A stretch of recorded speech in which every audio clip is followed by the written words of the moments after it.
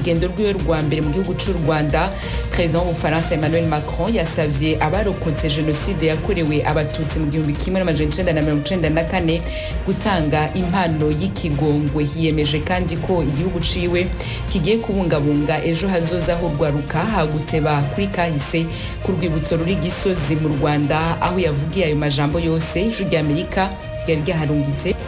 Ijambo yavugiye ku rwibutso rwa Kigali ruri ku Gisozi nyuma yo gutambagizwa ibice birugize, Perezida Macron yagaragaje kwicisha bugufi, aho yagize ati mpagaze aha imbere yanyu nciye bugufi kandi niyoroheje, nazanywe no kwemera uruhare rwacu. Ati kwemera aya mateka n'uruhare rwacu ni ikimenyetso kidashidikanywaho, tubikoze ku bushake tubyikorera, n'umwenda ku nzirakarengane nyuma y'igihe kirekire ducecetse.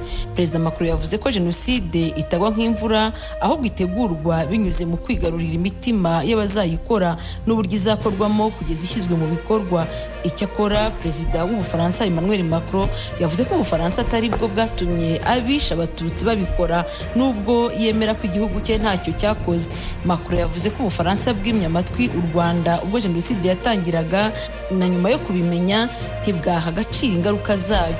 Gusa umukuru w'Ubufaransa yijejwe u Rwanda ko gufata abakekwaho uruhare bizakomeza. Perezida Macron yanasubije umunyamakuru wari umubajije niba Madame Agatha Kanziga, umugore wa nyakwigendera Perezida Juvenal Habyarimana nawe ukekwaho uruhare muri jenoside, azafatwa koherezwa mu Rwanda. Yamusubije ko atavuga kuri buri muntu ku giti cye. Yagize ati je ne vais pas parler de cas particuliers parce que justement il ne m'appartient pas de faire le travail qui d'abord procède de la justice. Sinavuga ku kibazo nyirizina ku buryo bwihariye kuko sakazi kanjye mbere na mbere gukora ibikwiriye gukorwa n'ubutabera, ariko twe icyambere twiyemeje nk'abakuru b'ibihugu ni ugukora ibishoboka byose tukagira ubufatanye mu by'ubutabera, ubutabera bukarushaho kuba bwiza. Cya kabiri no gushyiraho inzego z'ubutegetsi zirebana no gushyira ukuri ahagaragara, haba guhererekanya abakekwaho ibyaha n'ibirebana n'uruhare rw'ubucamanza. Niharamuka hari ibikenewe ko za guverinoma zihindura, twiteguye kubikora. Urugendo rwa Perezida w'Ubufaransa rwashimishije abatari bake, barimo Madamu Mugiraneza Assumpta, umwanditsi w'ibitabo, akaba yaranabaye mu gihugu cy'Ubufaransa imyaka myinshi. Ko yabanje gusura Memorial, yafata ijambo akarifata ahereye ku mugani w'Ikinyarwanda. Ijoro ribarwa riraje. Icyo akora nongeye nshima ko yavuze uburemere n'ubukana bwa jenoside, akatwibutsa ko atari ikintu umuntu atambukaho, akemera kwibuka ko byubakwa bikagira igihe. Ageza kuvuga ibintu byinshi. Njyewe ririya jambo naryo narishimiye, yewe navuga kimwe n'abandi bambanjirije, ari abakuru ari n'abato, ko ijambo yavuze ryari rifite agaciro gasumba iryo kuza ngo amanike amaboko avuge ngo ndashaka imbabazi wenda azanyiragurishwa. Ijambo rya Macron ryanishimwe na Perezida Paul Kagame w'u Rwanda, wavuze ko intambwe yatewe na Perezida Macron ishimishije, ashingiye ku myumvire ye y'uko ibintu bigomba guhinduka. Amushimira ku ijambo ryuje ukuri yavugiye mu rwibutso rwa jenoside rwa Kigali ruri ku Gisozi. Umukuru w'u Rwanda yavuze ko Macron ari umuntu wiyemeje gukora impinduka, kandi ko urugendo yakoreye mu Rwanda rureba ahazaza aho kuba ahahise. Perezida Kagame asobanura ko yishimiye aho umubano w'ibihugu byombi ugeze. Nanone ikibazo uko gikomeye nk'icyacu ntabwo ugeraho kibonera igisubizo ku buryo biba 100% ko buri wese akibona nk'undi, ariko ibyo ntibibuza abantu gutera imbere. Rero cyane cyane dushingiye ku kuri, kandi ngira ngo ukuri niko kwasohotse mu byaganiriwe cyangwa mu byagiye bivugwa no mu byagezweho. Uko kuri gufasha abantu kumva uburemere bw'ibibazo bafite, ndetse bibafasha ushobora gutera imbere igihe haba hari ibyo bibazo biremereye. Abanyarwanda rero bizera ko ku bwabo hari byinshi bamaze kugeraho, ariko hari n'ibindi byinshi byagerwaho cyangwa bigenda bigerwaho kubera ko u Rwanda rufatanya n'abandi bindi bihugu.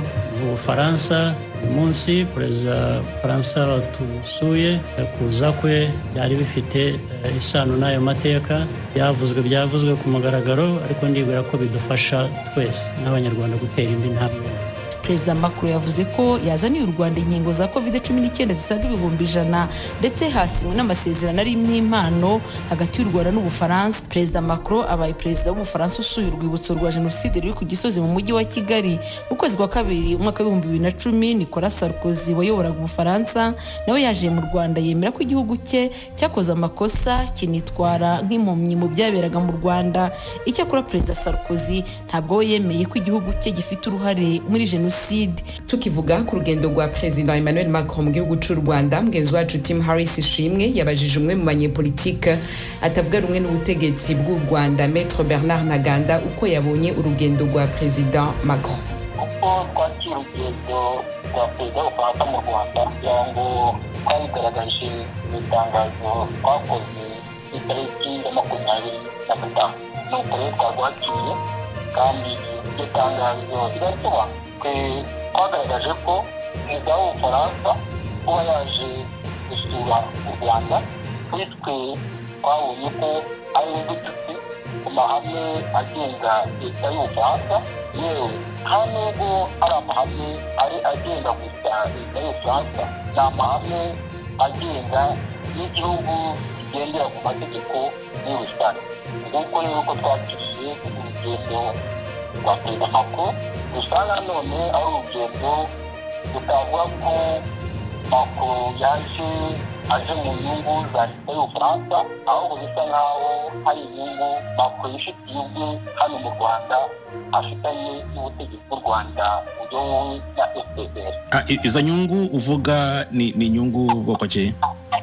Inyungu zo ziragaragara kuko niba leta ya Macron ihaguruka ikavuga ko yamagana abategetsi b'abanyagitugu, yarangiza akaza agasangira akishimana n'ubutegetsi bwo mu Rwanda, tuzi neza ko ari ubutegetsi bw'abanyagitugu, ibyo bigaragara ko hari ikintu kirimo. Nawe twavuye kuri Macron hari abanyagitugu beza hakaba n'abanyagitugu babi. Abanyagitugu beza rero ni bande? Ni abangaba yaje kureba kuganira nabo. Ndagushimiye cyane Maître Ntaganda ku kiganiro wemeye. Ni muri Repubulika ya Demokarasi ya Kongo, ubuyobozi bw'intara ya Kivu ya ruguru bwavanye mu mihana abanyagihugu baharurwa mu bihumbi. Abanyagihugu basabwe gukinjura kwera ibirunga bishobora gusubira gucira umwanya n'umwanya. Inkuru irambuye na Jean Baptiste Ndabananiye ari mu Rwanda. Abaturage b'uduce twa Goma, Majengo, Mabanga Nord, Mabanga Sud, Virunga, Bujovu, Kahembe, Mapendo, Murara na Lokaritiye Le Volcan bazindutse bava muri utwo duce mu gitondo cya kare kuri uyu wa kane nk'uko bari bamaze kubisabwa n'ubuyobozi.